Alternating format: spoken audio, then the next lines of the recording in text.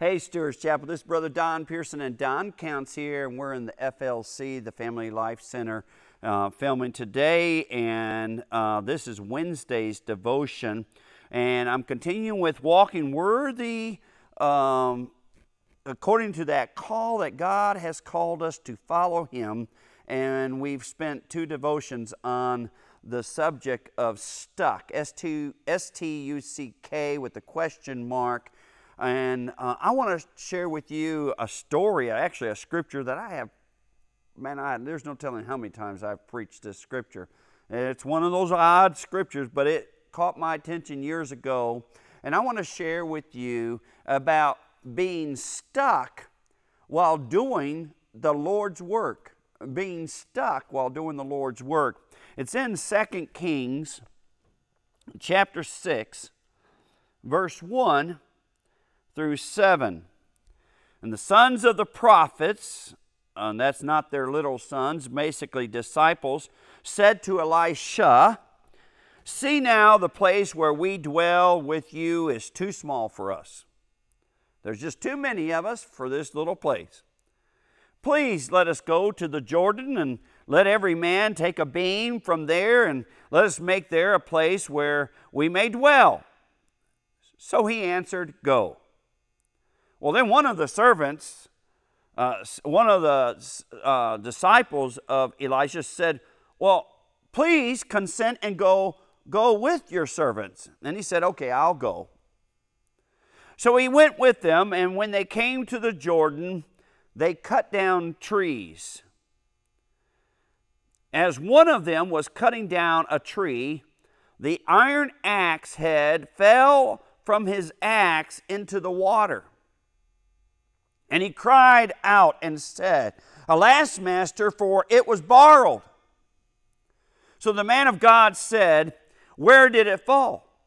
And he showed him the place. So he cut off a stick and threw it in there, and he made the iron float. Made that steel axe head, that iron axe head, float. Therefore Elisha said to the one who had lost his axe head, "Pick it up for yourself."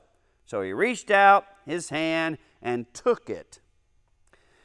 So it wasn't their master, it wasn't their leader's idea of going down and building a new place. In fact, it seems that Elisha, their master, is very, very happy with where they're living. He's probably not there a lot anyway, so he's not really looking to go, but they want to go, so he says, "Just go." Well, at first, he has no intention of leaving. But they persist in asking him to go, and he says, "Okay, I'll go with you." So the idea is that they're all down there cutting trees down with axes, each one by themselves, and it implies that even Elisha is down there doing the same. Well, while they're working, doing a God job task, doing a work for the master, all for the kingdom, while they're at work for the kingdom, something unholy, ungodly happens. One of them is prevented from doing what he was doing. He got stuck. He can't do it anymore. Well, he knows immediately what to do. He cries out to his master, "Master, I've lost my axe head. It was borrowed. I can't cut my tree down." The master says, "Where did it fall? Show me where it was." Now, there's a thing about a river you need to know, that when something falls in a river, it's usually very hard to find out where it is because the water's moving, and so when you throw something in a pond or a lake or still water, you can pretty much find where it is because of the circle rings. Where it falls, they just keep getting farther out, and you just look back in the center where the circle is, and you can find what you lost. But on a river, those things move. So I got a feeling that all the man could say was, "You know what? This is my tree." You can see the marks where I was, that last mark right there, those chips on the ground, those are evidence that I was doing what I was supposed to be doing. But I'm right here. You see this grass all laid down? That's where I was standing. Those are the marks. This is my tree. This is what's left of my axe.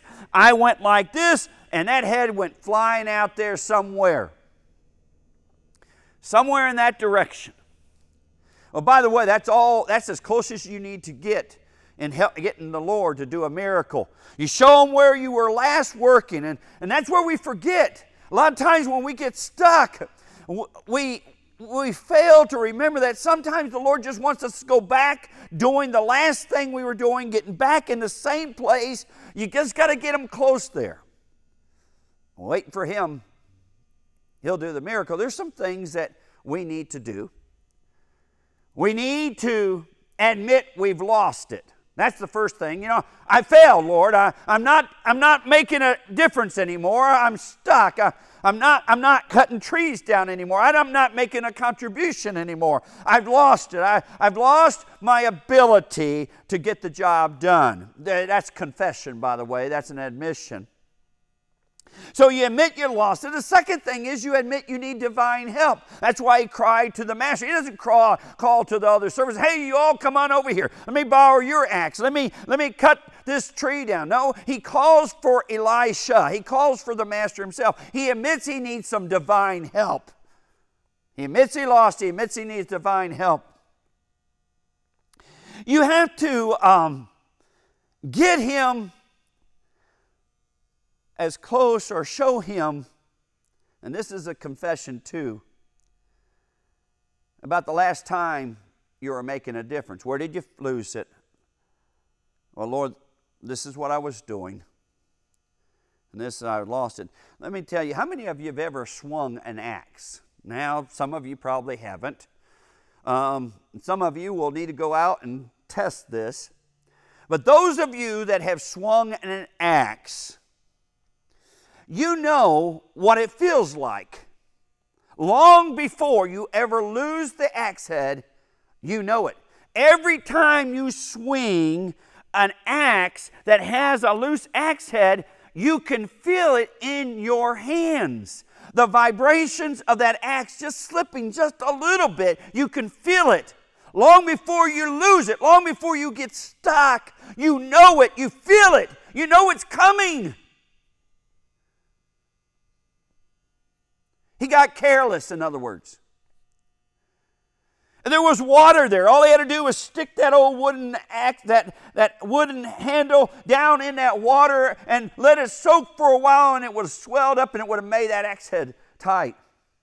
He could have taken that same axe, maybe even some of the same chips that were left, and taken them and made some wedges. Or he could have took it and taken it and just stomped it down really hard, and it would have made it tight. There were several things that he would have known how to do, but he got careless and he got stuck. And because he didn't listen to the warnings that God was giving him about the fact that he was going to lose his ability to do the job, he didn't listen. And it went flying. He makes another confession to get unstuck. It wasn't mine. When you're following the Lord, there's certain things that signal danger for us. When I start talking about my church, my people, my ministry, when I move into a pattern that which is loaned to me, as though it was mine, you see, we often become careless with what is ours. But as long as you remember that you are given, entrusted with a sacred trust, you have a tendency not to be careless. He admitted that it was borrowed. Well, the Lord does the miracle. He makes that steel float to the top. And there it is, right there. He can see it. And by the way, I want to tell you something. I think God, there's another miracle here, because A piece of steel floating in still water is a good thing. But something floating in a river is rarely good. When something floats in a river, the river takes it farther away from you. But see, this thing floats to the top, and almost in some other miraculous way, it floats to the top and it fights the current so that it doesn't really, he doesn't have to chase it down. All he has to do is pick it up. You have to pick it back up, but that's not the last. You're still stuck. The work's not being done. You not only pick it up, but you put it back on and you make it tight. And guess what? You go back to work. Go back to work. You finish your tree. God has called us to finish the task He has called us to. Love you, Stewart's Chapel.